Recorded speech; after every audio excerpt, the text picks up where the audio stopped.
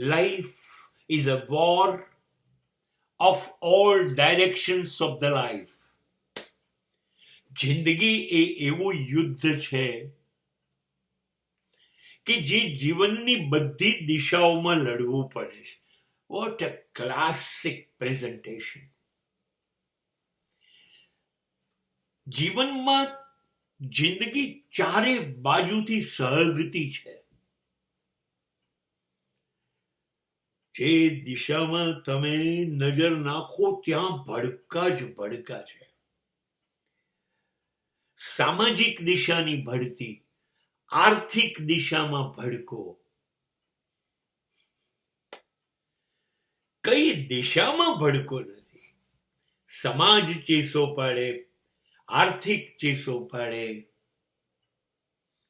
રાષ્ટ્રની તરફથી કંઈક નવા ભડકા આવે.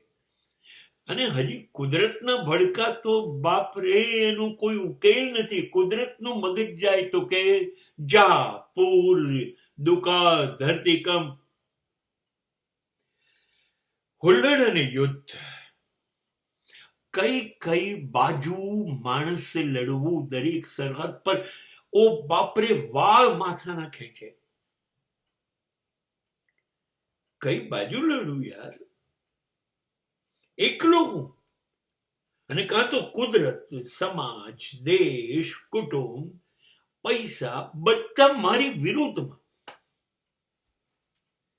જિંદગી એક જંગ, લડાઈ છે. લડ્યા જ કરવાનું. આ સરહદ પર પૂરું થાય ત્યાં બીજે ભડકો થયો હોય, બીજેથી ત્રીજે, ત્રીજેથી પાંચમે. નહીં, લડ્યા જ કરવાનું. You are a warrior. You have to face. There is no escape. તમારી જિંદગી છે, તમારી જિંદગી પર થતા ભડકા તમારે જ બોલાવવાના છે. કોણ બોલાવશે? અને મને જે ગમ્યું આ બાબતમાં એ છે, બે વસ્તુ બહુ સરસ. એક, સતત ભડકા થાય. મને બહુ ગમે. સતત જિંદગી દાઝતી જ રે જુદા જુદા ભડકાથી. અને તમને દરેક ભડકો દજાડે અને તમને ખબર પડે કે દરેક પ્રકારની આગ કેવી હોય છે, શું તાકાત છે મુશ્કેલીઓની. એક. અને બીજું, બધી આગ લાગે, તમને દજાડે એટલે તમને ખબર પડે કે કયા પ્રકારની આગ કેટલું દજાડે છે, કે એમાં કેટલું વધારે નુકસાન થશે. જેમ જુદા જુદા ભડકા જીવનમાં વધતા જાય, જેમ વધુ ને વધુ આગ લગાડતા જાય, જેમ વધુ ને વધુ તમને દજાડતા જાય, એમ તમારી પાસે કેટલા બધા અનુભવ ભેગા થાય.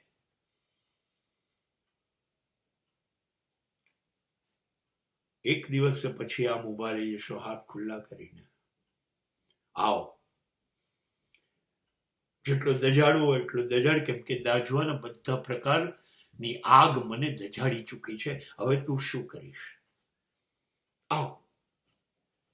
અને પછી એની અસર નહીં થાય, અથવા તમારી લડવાની શક્તિ એટલી બધી તમારા કાબુમાં આવી ગયા છે કે હવે કોઈ પણ જિંદગીનો ભડકો તમને બીવડાવી નહીં શકે. હવે એ બીવડાવશે નહીં. હવે તમે રાહ જોતા. What next? હવે શું છે? ચલો આવો. And this is the way to handle life. એટલે મને લાગે છે કે જ્યારે જ્યારે કુદરત જુદી જુદી દિશામાં ભડકા કરે ને, ત્યારે આપણે સમજવાનું કે દરેક ભડકાનો નવો અનુભવ થાય છે. મારી જિંદગીને નવી તાલીમ મળે છે. હવે હું કોઈ દિવસ ક્યાંય કોઈ ભડકાથી ડરીશ નહીં.